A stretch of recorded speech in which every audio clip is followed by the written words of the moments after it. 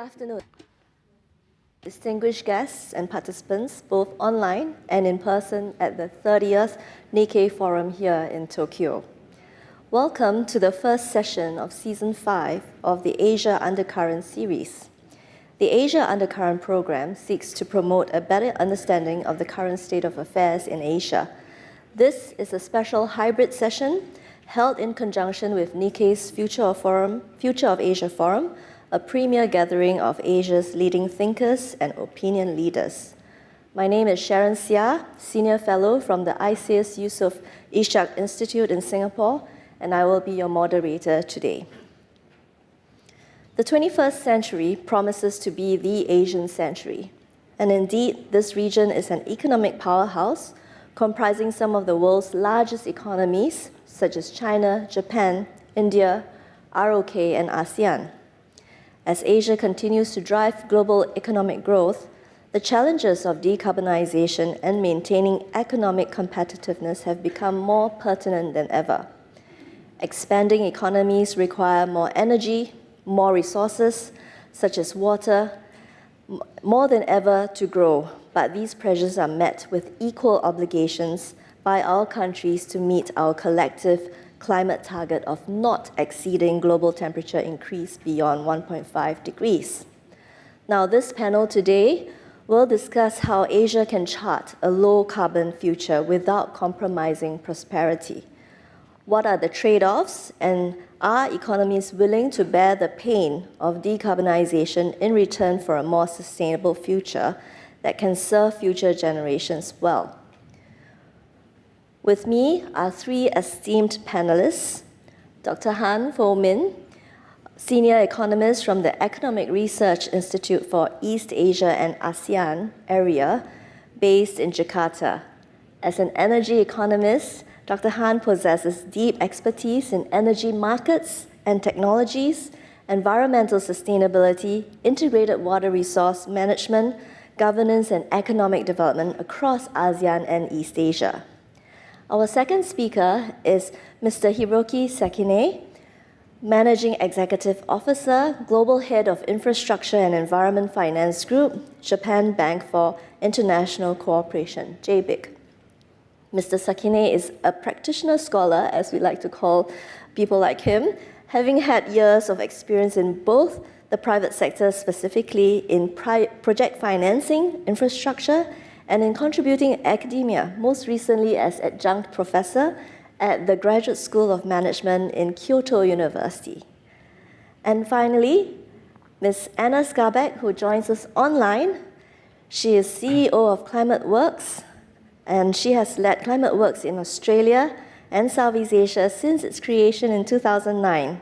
She is also an Asia-Pacific Advisory Board member for GFANZ, which is known as the Glasgow Financial Alliance on Net Zero, a member of the Nature Finance Council, and is on the board of the SEC Victoria, the Green Building Council of Australia, the Centre for New Energy Technologies, and the Net Zero Economy Authority. She's also a founding board member of Australia's Clean Energy Finance Corporation and the Carbon Market Institute. I have attended many of these events, and I have to say that climate change and decarbonization isn't always the first panel of the day. So I'm very heartened that the topic of decarbonization and climate change has now made its way up the agenda. I will begin by asking our panelists to give their short intervention points in the order that I introduced them just now. But before I ask Dr. Han to begin, for our online participants, please use the Q&A function on the screen below. Type in your name, institution, and direct your question to the intended panelists when posing your question. For our audience here in the room, you may wish to raise your hand, and the staff will bring the microphone to you. Again, do keep your questions short and concise. So over to you, Dr. Han. Well, very good afternoon. It is my great honor to join you today to reflect on how Asia can achieve decarbonization without compromising the economic growth and also sustainability. As you know already that Asia is a center of growth, and at the same time it's a growth of energy demand. And also with the global uncertainty, including regional diversity and global volatility is not a simple task at all, but indeed, with the right technology, policies, and partnership, in fact, we can achieve decarbonization in our regions. I would like to begin with the transformation, because the whole energy transition will start with the transformation.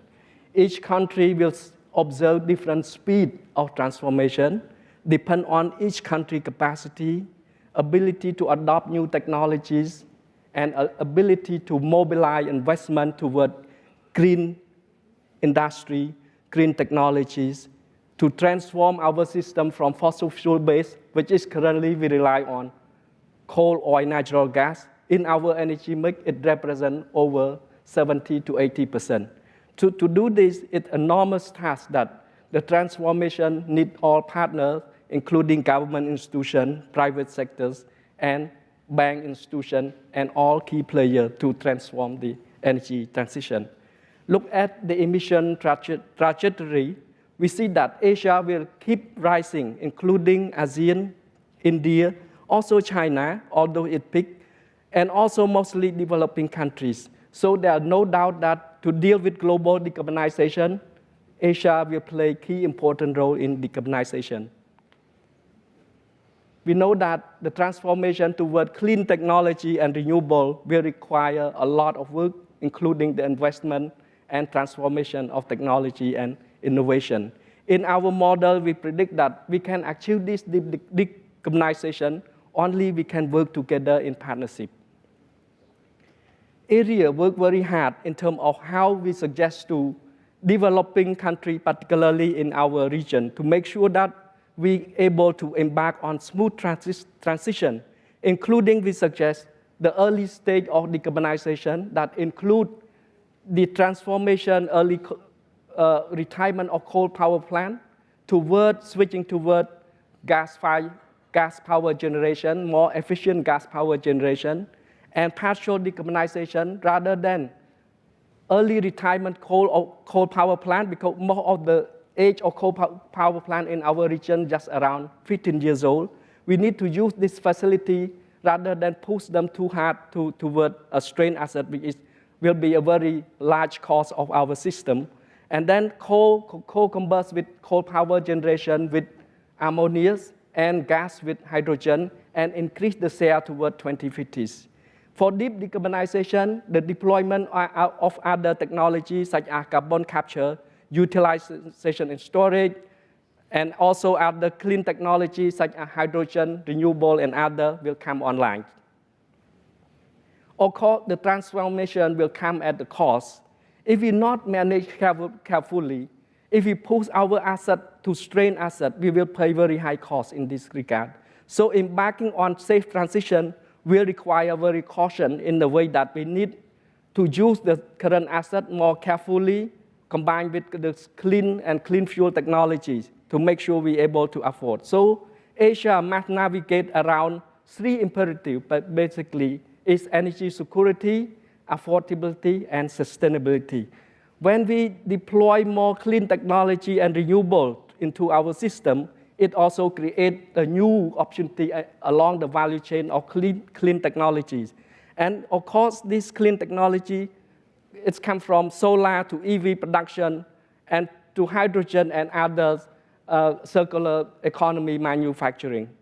At the same time, I think we will observe some pain such as job loss, and we need to be prepared how to deal with this transition from sector that based on fossil fuel toward new sector, which is create new opportunity and job.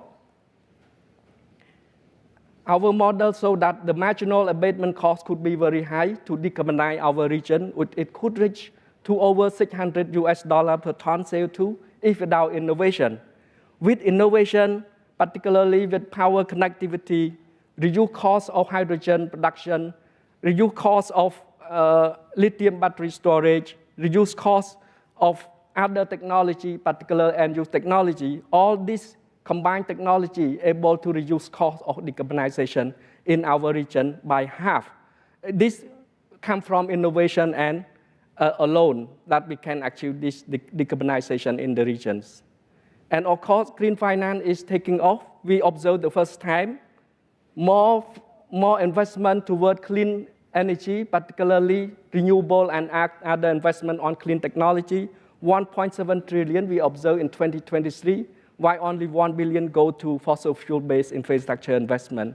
And of course, the opportunity to meet net zero by 2050 or 60, to meet 2 degrees Celsius target, we need around 26 trillion for Asia. And to meet 1.5 degrees Celsius, we need more investment, around 37 trillion US dollar in our region. So the transformation, including the financing, is play key role in our region to realize these opportunities. Of course, the role of innovation is not optional, but it will be the accelerator of the transition, and we need to have more robust policies to ensure that we can de-risk all this new technology and policies, to ensure that all players are able to estimate and de-risk all this new technology and investment. Of course, area hosts the Asia Zero Emission Center, which support to Asia Zero Emission Community, which promote more multiple pathways for countries in Asia to achieve net zero emission by 2050 or any target 2060s. In this regard, area with Asia Zero Emission Center work around 3 important strategic research programs, including decarbonization roadmap, sector-specific, but particularly on power sector and industry, and market enabler, including carbon market and transition finance. In conclusion, decarbonization is not about binary for supporting growth or sustainability, but they need to support this both growth and sustainability.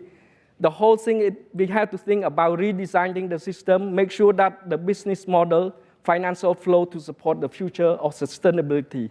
We need to invest wisely, innovate rapidly, cooperate deeply within the region and outside. Together, we can achieve a just, smart, and net zero emission together. Thank you so much for your listening. Thank you, Sharon. Back to you. Thank you. Thank you, Dr. Han. I'll move to our next speaker, Mr. Hiroki Sekine. Yep. Over to you. Okay, thank you. Good afternoon, everyone. First of all, thank you for having me today.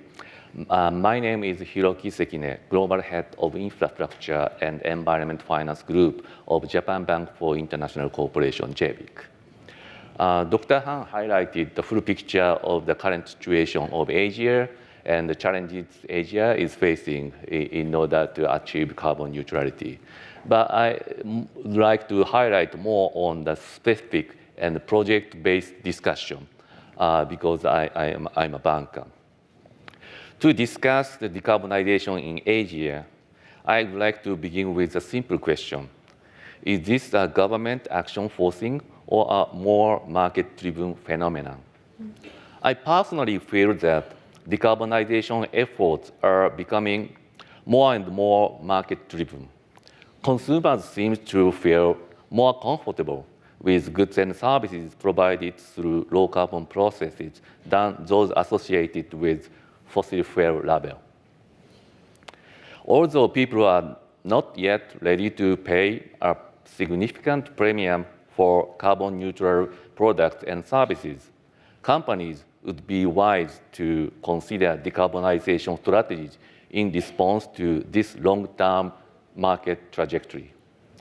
With such long-term market sentiment, combined with a series of low-carbon regulations enforced by authorities, decarbonization has become a fundamental corporate responsibility. The energy transition is increasingly driven by the demand side. The supply side must respond to this growing demand for greener energy to remain an attractive destination for investment. That said, the next question might be, who will bear the extra cost of achieving net zero? I cannot offer a simple answer. Governments face budgetary constraints, actually. Consumers are not ready. Industry cannot sacrifice its business sustainability.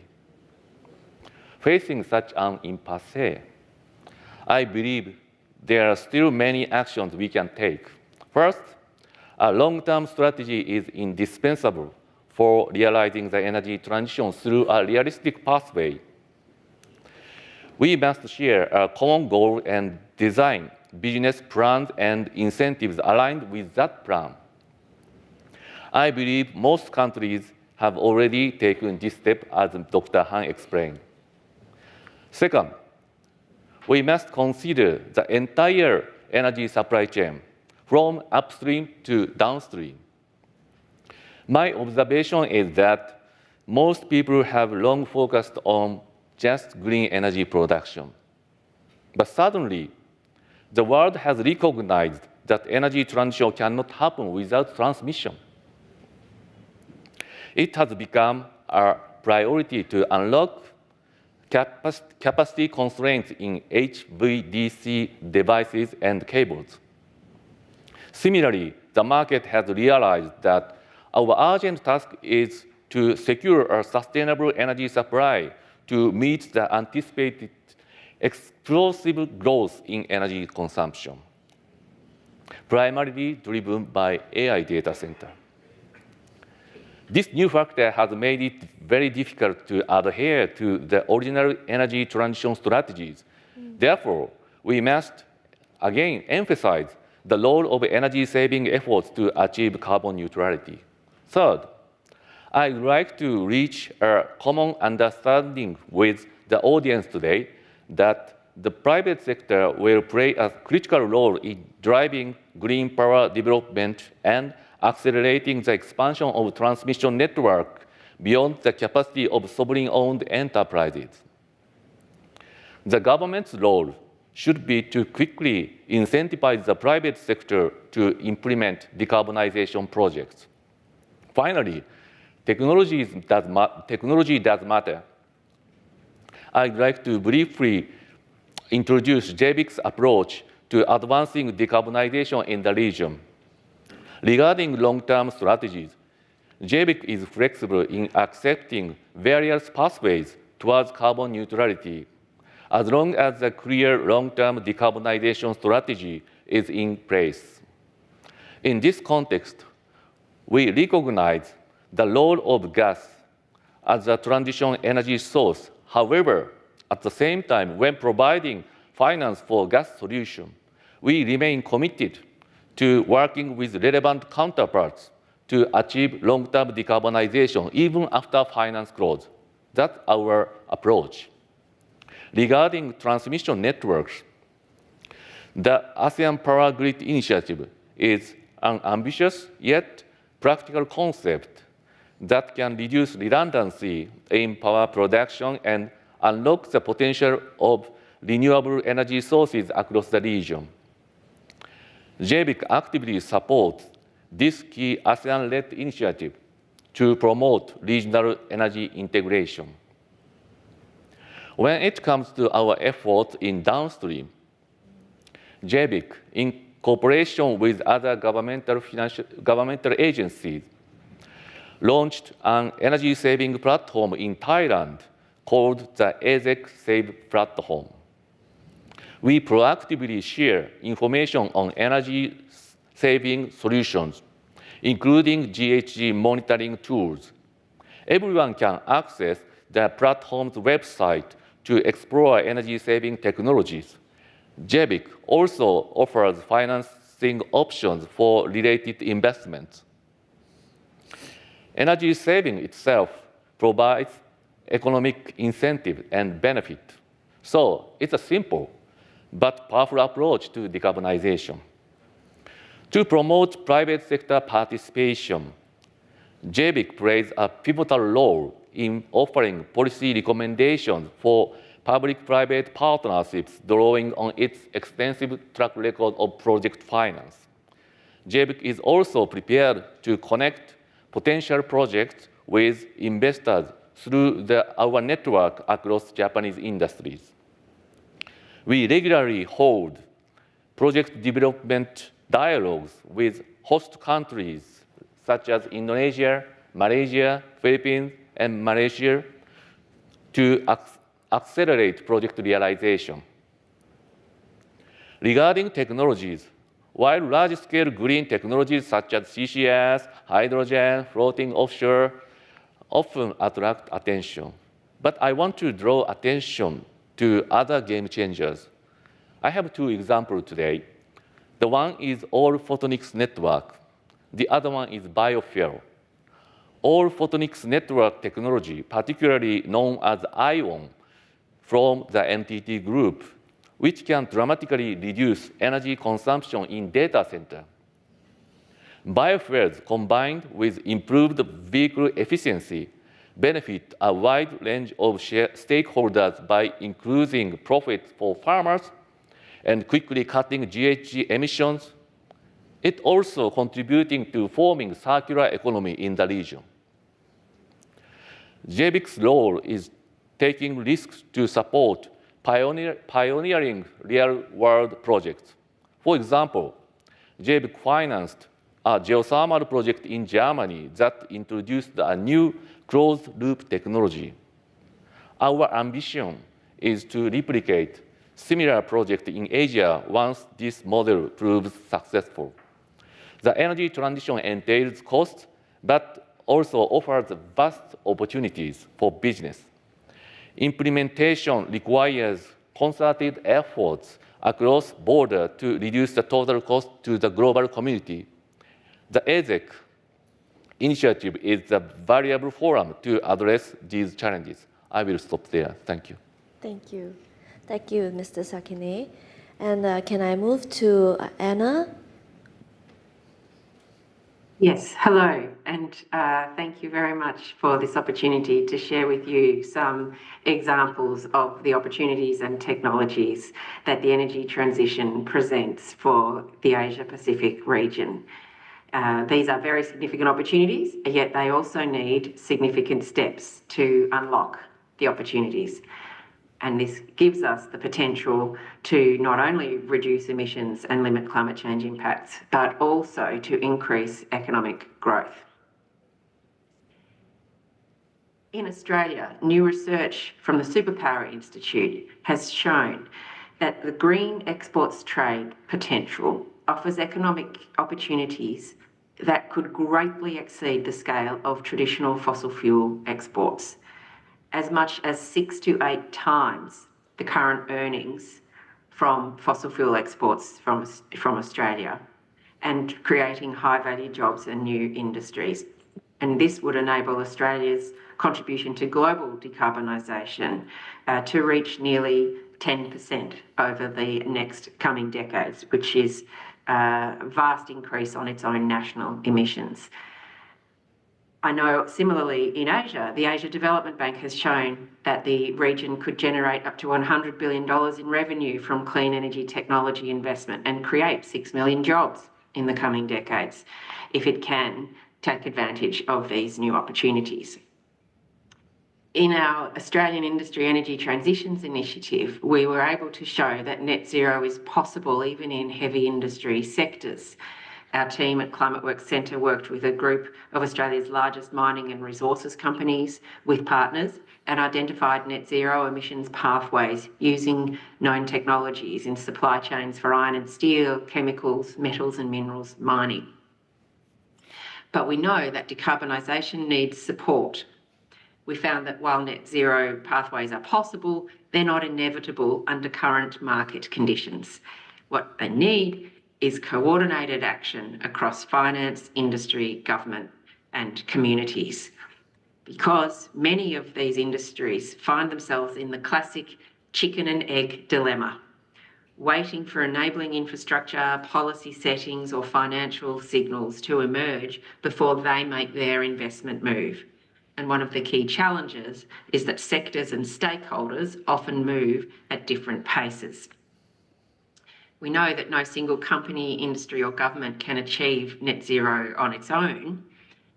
And we have seen much discussion of trade today and of course in the current global context.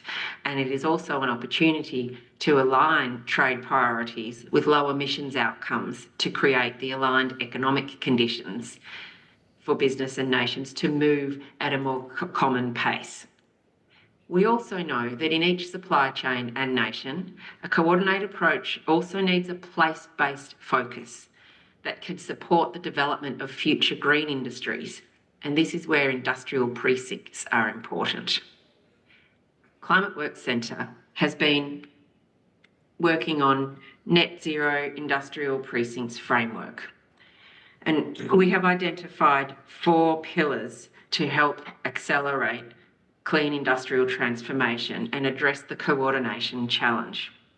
This enables us to aggregate demand, streamline investment and resource sharing, from infrastructure to skills in the clean energy workforces. The 4 pillars are coordinating the skills development, investing in the enabling infrastructure for electricity transmission and energy storage, hydrogen infrastructure, transport, water systems. These assets can be shared in industrial precincts from many users. Third is to invest in the existing industries in these industrial hubs to help upgrade their technologies so they can decarbonise successfully with the R&D, innovation support, renewable energy, equipment upgrades, electrification, process efficiency, retrofits of heavy industry. And investment to attract new industries with long-term strategies and financial incentives to secure new industries that can draw on renewable hydrogen, advanced manufacturing, and make use of the industrial assets that are already available in these precincts. We've been studying and working with precincts such as these in Australia and in Indonesia and in Vietnam. We find, for example, in Queensland in Australia, the industrial precinct of Gladstone can reduce nearly all of its industrial emissions while maintaining global competitiveness. But it requires scaling up renewable energy and harnessing the industrial users that are there. And a new example of this recently, Rio Tinto, the owner of the Gladstone region's aluminium smelter, which is currently powered by coal power, has signed new energy agreements with suppliers of wind, solar and batteries that now has enough to supply 80% of the Boyne smelter's annual average electricity demand and about 1/3 of its firming capacity already. And that battery will also improve the stability of the Queensland power network. This is an example of some of the largest renewables deals recently done in Australia, led by the private sector, and they're seeking to do more in this region. We also know that demand-side energy use is critical and clean process heat is a major opportunity. Heat pumps, electric boilers, renewable hydrogen, biomass, in particular in industrial hubs for industrial process heat. So the precinct-level coordination enables shared solutions, including energy efficiency and demand response programs, as well as infrastructure planning. So to help with this, the Australian Parliament recently legislated the Net Zero Economy Authority, which has 3 focus areas. 1, to support the workers in these emissions-intensive sectors to be prepared for when the coal power closes, to be enabled to take jobs in the new industrial or other industrial users of renewable energy and manufacturing in those hubs. 2nd, to coordinate policies and programs to help those precincts attract new investment so the existing industries can upgrade and new industries can join the industrial hubs. And 3rd, to coordinate policy to enable the long-term investment and to help the industries of the future scale up today. We know these opportunities are not just in Australia, but across Southeast Asia, where we're working in Vietnam and Indonesia. For example, in Vietnam, there are 400 existing industrial zones with the potential to integrate net zero objectives. Many green industrial zone initiatives to date have focused on circular economy or waste management, but broader opportunities now appear to address renewable energy, semiconductors, green hydrogen in these industrial estates. Vietnam has strengths in solar manufacturing and critical minerals and is well positioned to increase in green exports. And Indonesia, we're working with the Ministry of Industry to identify regions with the greatest potential for industrial decarbonisation through net zero industrial precincts in a collaboration, looking at thousands of sites to select the priorities to move early. We know, in conclusion, that the Asia Pacific region has already become the world's largest producer and consumer of heavy materials such as steel and aluminium, and is expected to account for almost 2/3 of global energy use over the coming 2 decades. We know that this use of energy is currently fossil fuel emissions intensive, and we can repower the production of these critical supply chains in steel, cement and chemicals, which already contribute significantly to the region's carbon footprint and can continue to contribute to the region's economic growth with support to develop the renewable energy precincts and policies and investment to enable the continued economic growth in these supply chains while we continue to decarbonise the technologies that produce them. We know it is impossible. We know that it is possible to support green industrial development, and yet we know that it is the choices made now about infrastructure, investment and coordination that will shape this region's economic future and also the global trajectory of emissions and the scale of climate change impacts that we can avoid together. Thank you. Thank you, Anna. That was a really comprehensive presentation using Australia's example. I really like to come back to our discussion on 3 points. The first one is what Dr. Han said about it not being a binary decision, right, for decarbonization. And the second one is, I really like what Mr. Sekine said, which is really who will bear that extra cost of decarbonization, of going net zero. Will it be the economies? Will it be the government, the private sector? And then the last point that I hear from Anna is about this chicken and egg dilemma. When you don't get the policy signals right, and you don't keep at giving the policy signals, then the private sector is not able to pick up on those signals and have the confidence to go ahead. And then the last one, which everyone talked about, is the fact that decarbonization is a multi-stakeholder affair. It is across whole of societies, so it's just not just the economy or the government or private sector, but even down to the individual, assuming some responsibility to decarbonizing. So I just want to bring this discussion to really what is the kind of short-term pain that Asia has to bear versus the long-term gain that we know. So theoretically, we know, and there are studies now showing that a green transition can bear economic fruits. A 2023 macroeconomics modeling study of China's green transition actually shows that there is some pain, but overall, there's a lot of gain. So in your view, and to all the 3 speakers, what are the trade-offs? And I don't mean just economic trade-offs, but also social, political, maybe developmental progress that you have to give up to make that transition. And do you think Asian countries are willing to accept these trade-offs? Maybe I can start with Anna first, and then Mr. Sekine and Dr. Han. We find the transition plan approach is a more holistic concept than the trade-off. As you mentioned, there are difficult choices if we leave an entirely risk approach on one side of either private sector or public sector, or no mitigation and then large climate change harm. But a transition plan approach allows a co-investment together.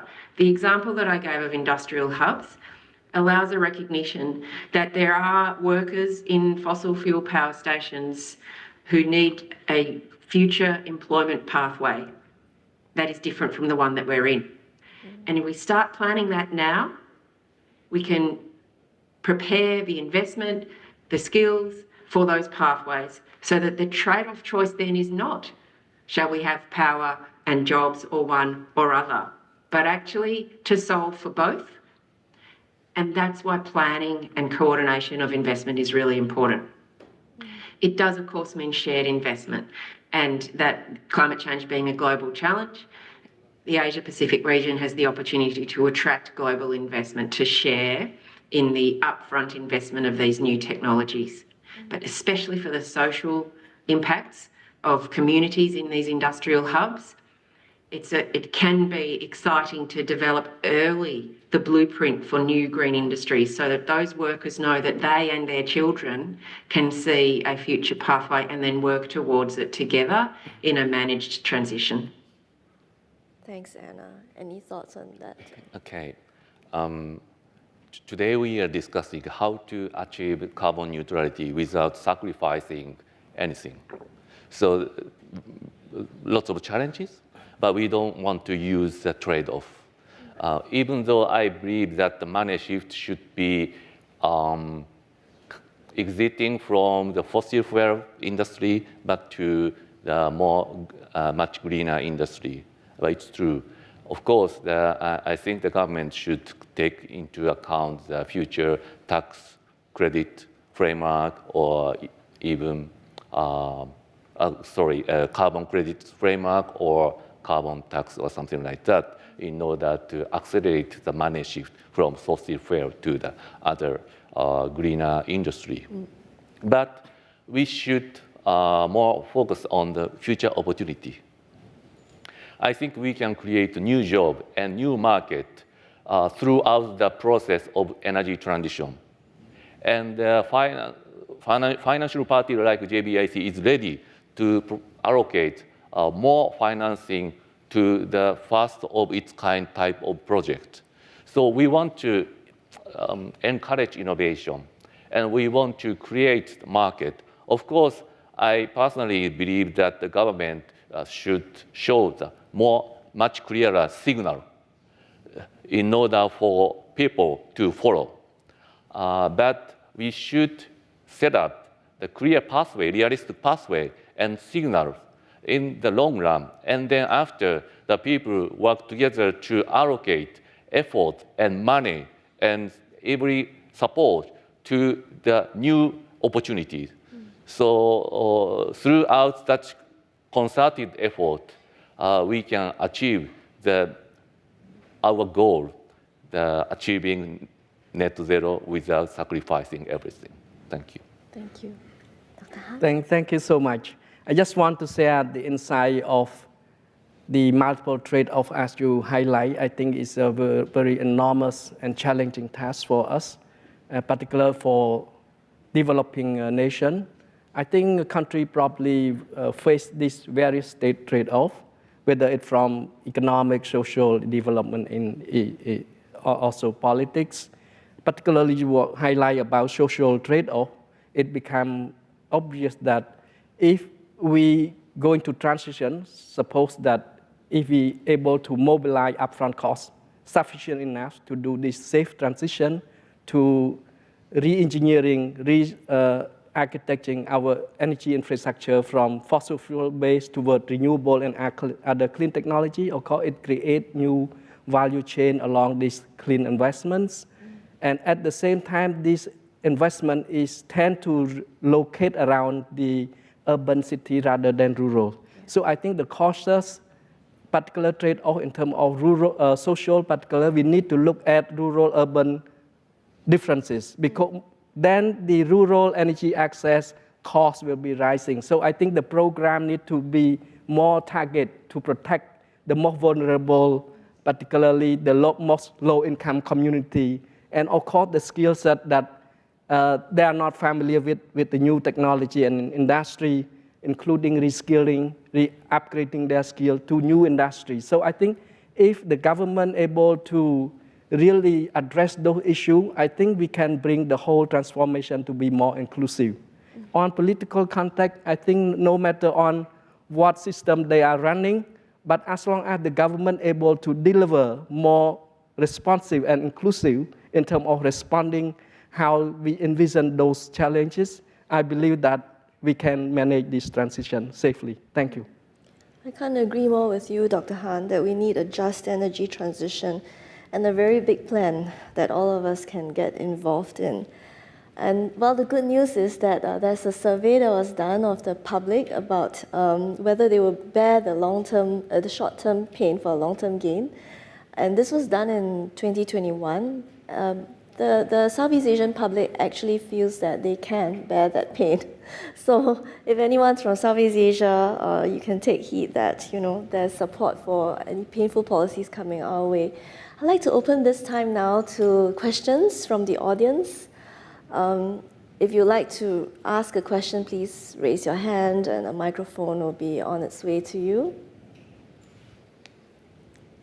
Anyone?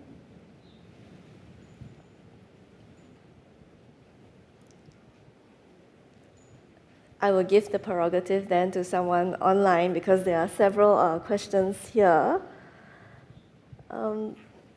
This is a question actually directed to Mr. Sekine.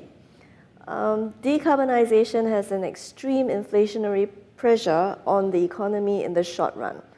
How are we to tackle this in a country with low per capita income? I believe the person is referring to maybe the developing economy. Okay, that's a great question, actually. Yeah, if you look at the specific sector, I think the decarbonization efforts impact on the pressure of the inflation, and then they're affected by the current worldwide inflation. Therefore, I suggest that we should look at the entire supply chain of green energy. So that means if you look at the downstream, that consumption, we can do more.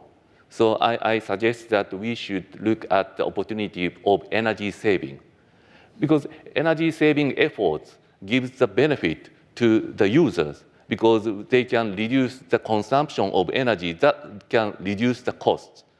So actually, if you look at the business side, many countries introduced AI technology in order to increase the efficiency of business and reduce the consumption of energy. That will, at the end of the day, reduce the total cost of business. So if we face the inflation risks when it comes to the developing the renewable energy in the upstream, but we can still do every effort to do something in the downstream throughout energy saving efforts. That's my answer to address that kind of thing. Thank you. Thank you. There's actually a second question for you, Mr. Sekine, which is about whether you can comment on the main lessons learned from Japan's GX, Green Transformation Strategy, as a whole of society approach that can be studied by other Asian countries. You mean we have the GX strategy in Japan. So are there any good learning points from the strategy that you think would be applicable to the wider Asian region? Okay. If you look at the current GX strategy of Japanese government, you can easily observe the future pathway of new technology. So that means that is a signal.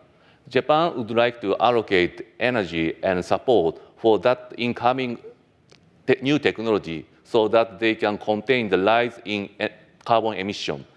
So that means the other country can look at that pathway and they design their pathway depending on the conditions of each country, but taking into account the future possible technology breakthrough, which is shown in our GX strategy. So likewise, we can avoid the redundancy of the investment in each possible technology. So I think the Japanese GX strategy can be one of the signals how we can allocate our limited resources to innovation. So that's my sense. Thank you. Thank you. I wonder if there's anyone from the audience in the room who might like to ask a question. Otherwise, I will move to more of the questions online.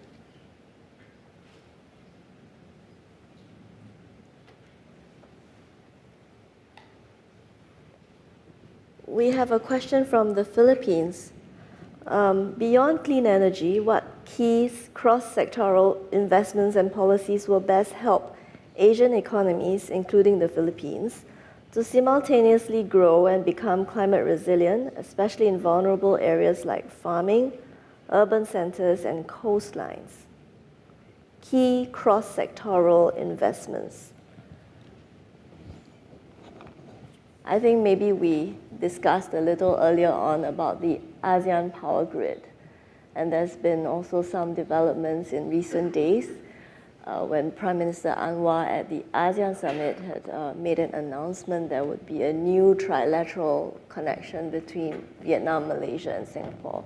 So it does seem to show that ASEAN as a grouping is really keen on advancing regional energy interconnectivity. Is there anything that you'd like to comment about that? And okay. I like your point about there's no transition without transmission. It's a great quote. So how can countries do more, not only in the clean energy side, but do you see any co-benefits?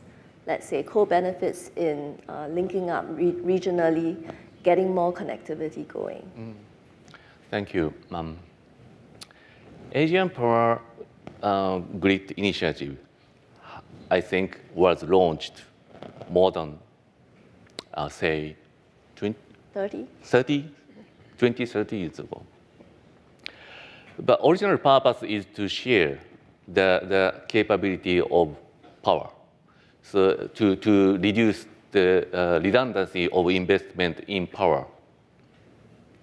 But now, I think the driver is that every end user would like to get easier access to greener energy. But if you look at the potential of renewable resources, so we have the resources in, say, Laos and Vietnam offshore. But in order to maximize such future potential, energy integration is very reasonable and natural pathway to go. So therefore, that kind of motivation inspired every multi-players, including private sector and government. Now the Malaysia government is strongly leading that initiative. But the Malaysia government invited private sector to do that. So what we see is the possible success story of the collaboration by multi-sector, inspired by common goal. The common goal is people want to invite the investment in their host country. In order to invite the investment in there, they want to offer the better access to greener energy in their country. But they need energy integration. So that comes from the demand side. So AI data center investment, I talked about that, always requires greener energy. And the scale is a lot. So therefore, that is a kind of a wake-up call. Okay, the host government would like to invite AI data center to their country in order to strengthen their competitiveness of industry. But without the offering green energy to them in the future, they can't attract them in the end. So therefore, every country says that. So that motivated the integration. So that's my observation. So therefore, we are ready, financial parties are ready to encourage more to such momentum in the due course in order to achieve carbon neutrality in the end. So that's my comment. Right. So it's not a zero-sum game, right? So when you ultimately encourage greater integration and more connectivity, then those countries looking to attract more of the FDI can achieve those goals, rather than to use transition to make that paradigm shift away from a zero-sum game to one that would mutually benefit different countries in the region. Yeah, exactly. Yeah. That's secret of maybe success is that motivation comes from private sector and end user, demand pull, not policy pushing type of the motivation. Right. That is the kind of the key to success. of our energy integration and energy transition at the end. I'd like to invite comment from either Anna or Dr. Han. Yes, I think as I highlighted earlier, at the heart of the energy transition is the transformation. The backbone of this transformation is the right technology, policies, capacity, adoption, and also this investment.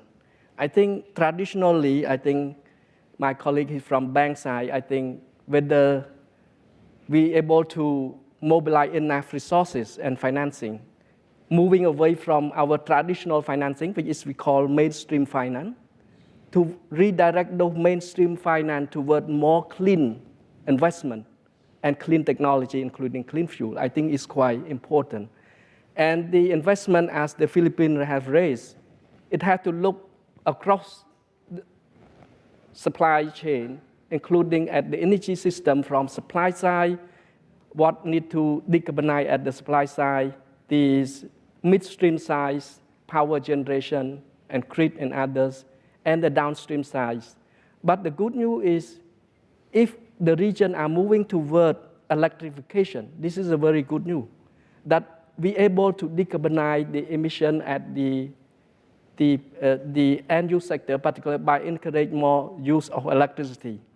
And we know that the technology become more mature to decarbonize at the source of power plant, including the carbon capture and utilization, storage, and other technology. But those technology risks remain there. I think it needs robust institution to ensure that we able to predict in terms of technology, in terms of the policy and regulation that may come also a big risk in this calculation of the revenue side of the.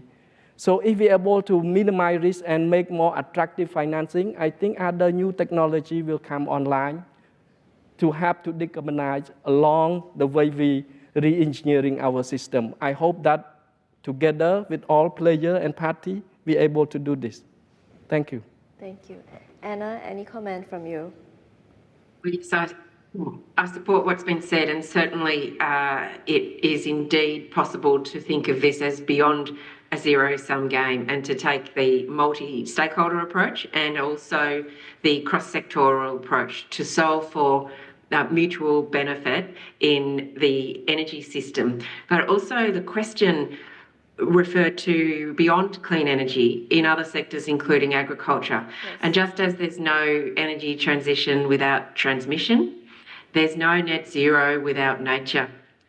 And so thinking about the food system in a similar way as we are thinking about the energy system now, about the intersectoral dependencies, and in attracting the demand side value of resilient food supply to support the suppliers who often have the same chicken and egg challenge that industrial energy using facilities have, that there may be improvements to the resilience of the food supply chain, the